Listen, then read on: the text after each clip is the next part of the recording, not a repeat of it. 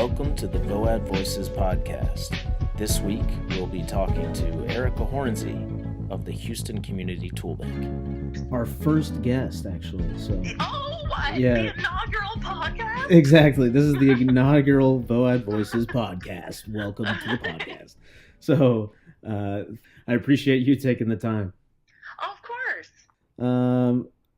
I guess we'll do a little softball here. What is one thing you'd like for people to know about the Houston Community ToolBank? I would like people to know that the Houston Community ToolBank is open and ready to serve all of their volunteer tool needs. Hear, hear.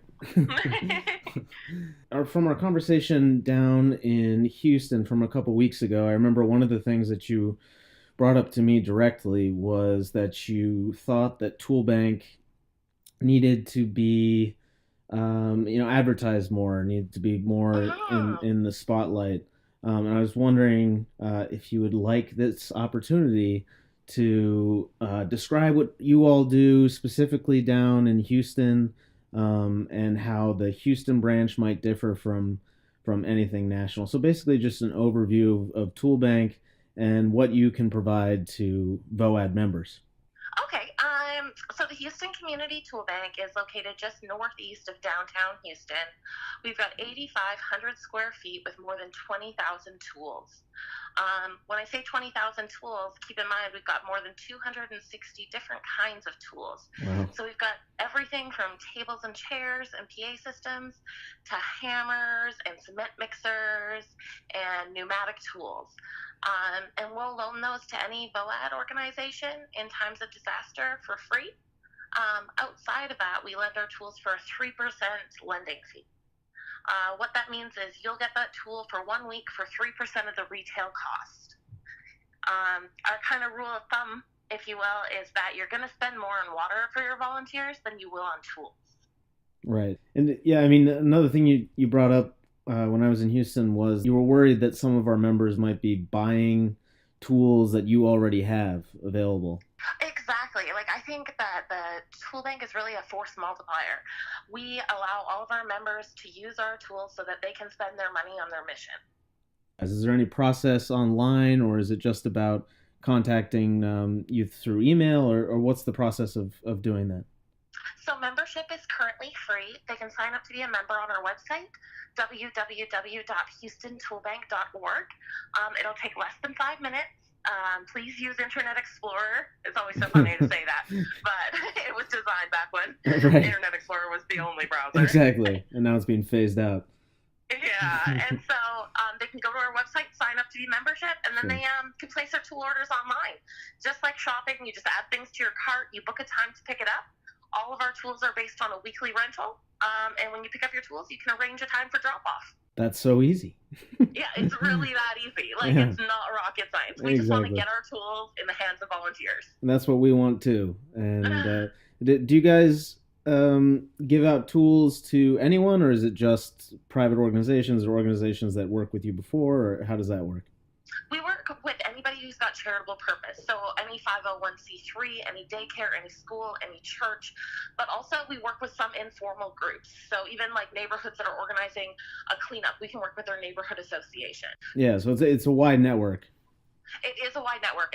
The only people we don't serve is for-profit businesses, essentially. So we don't want, or somebody who's borrowing the tools to work on their own house. Gotcha. Yeah. Speaking of for-profit businesses, how do you guys get your tools? We've got some amazing relationships with the Home Depot Foundation, Stanley Black & Decker. I mean, the list is long of all of the amazing companies that have provided us with tools at or below cost or have donated them for free. I can't even imagine what our inventory would be like if it wasn't for the support of organizations like those. And did you see a big uptick in sponsorships after these hurricanes? Definitely. I mean, Harvey was a tragic event for Houston, but out of that really came an opportunity for us to demonstrate our value to the community, why we're here. I mean, within 2 weeks of Harvey, we had $250,000 worth of tools in 10,000 volunteers' hands. Wow. Yeah. That's incredible. So, I mean, before Harvey, we had 14,000 tools. Now we have closer to 20,000. Wow. Yeah, I mean, and I'm so thankful that we're part of a network of tool banks across the U.S. We had executive directors and warehouse managers flying in every week to help us in the 6 weeks following Harvey.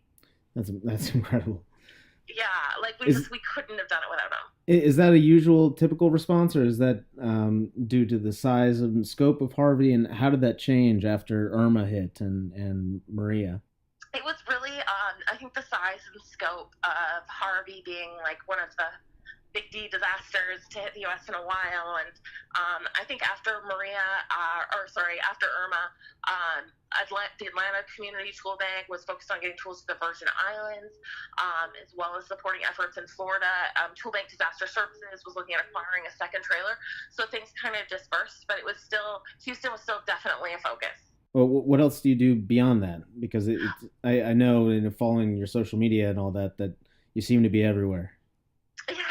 Well, Matt Wansiak operates ToolBank USA's disaster services, and so he's got 2 mobile units. One's currently stationed in Port Aransas, Texas, and the other one just made its way, I believe, last week to Florida to support Irma recovery. And as well, the Houston Community Tool Bank, we've got a 16-foot enclosed trailer that we actually lend out in the community to support disaster services operations. Just to shift gears kind of here for a second, what new challenges have you seen during this response, and what lessons have you learned as an organization, both, I guess, locally for you, and then if you have any insight on how it might have impacted the national response as well, that'd be great. Locally, I think just seeing the community come together and rally out of Harvey was just something really special to be a part of. Like neighbors helping neighbors and neighbors helping strangers. Right. The number of people who came to the tool bank that had never heard of us or used us before, it was really inspiring. So that's definitely what kind of pulled at my heartstrings coming out of Harvey. I think anecdotally, I kind of learned that everybody's eyes are bigger than their trunks. Everybody thinks they can get 16 wheelbarrows in the back of a pickup truck. Right. And I'll tell you, no matter how much rope you have, that's not possible. And I think we learned some really neat things, like operationally. The first days out of Harvey, we were really letting people do the standard way of booking tool orders online, coming and picking them up. And we evolved that really quickly into people just showing up. Like, just come on down, because it's hard to look through lists and understand what we have. It's easier to walk around our warehouse with a shopping cart and kind of operate it almost like it's a mall. You know, just fill your cart with what you need, and we'll check you out on the way out. Sure. And it was really beneficial for us because it took away any risk of someone booking all of our wheelbarrows and then showing up with the pickup truck. We were really able to mobilize those tools in the community a lot quicker. Right. Yeah. I mean, match those resources to appropriate need. Yeah. That donations management aspect, I would imagine, would be incredibly challenging. I mean, for you all just to operate like that and to not know necessarily when you're going to get your tools back, and I imagine there's all sorts of logistical issues like that. So yeah, do you have any other stories you could tell about how this response in particular has changed from ones you've seen in Houston before? Because I know you all aren't strangers to flood damage. Well, I can say, like, the scope and scale of Harvey, it really pressed the fast forward button like 5 years on the tool bank in Houston. Right. We've only been open for 3 years, and we've kind of been doubling our service year over year. But in the 2 weeks following Harvey, we did, I think, the same volume of tools we did in the first 10 months of last year. It really forced us to grow and to mature in a lot of ways, I guess. Right. Yeah, to adapt, to change on the fly. I think it's like our processes need to adapt to take on that additional volume with such a small staff. It was about incorporating volunteers into the work we do at an operational level, not at a project level. So we had, I want to say, easily 1,000 volunteers in the month following Harvey. Wow. Yeah, it was pretty spectacular. And, like, I think it's about giving up, like, a little bit of control and understanding that you can trust people. Like, that people want to do meaningful work out of a disaster. So give them an opportunity. No, absolutely. I mean, we were flooded with, tens of thousands of requests, and still are getting thousands, per week of people who want to go to Puerto Rico or Texas, Florida. It's incredible that spirit that comes out of people when they themselves want to be needed, but also want to provide something and give back.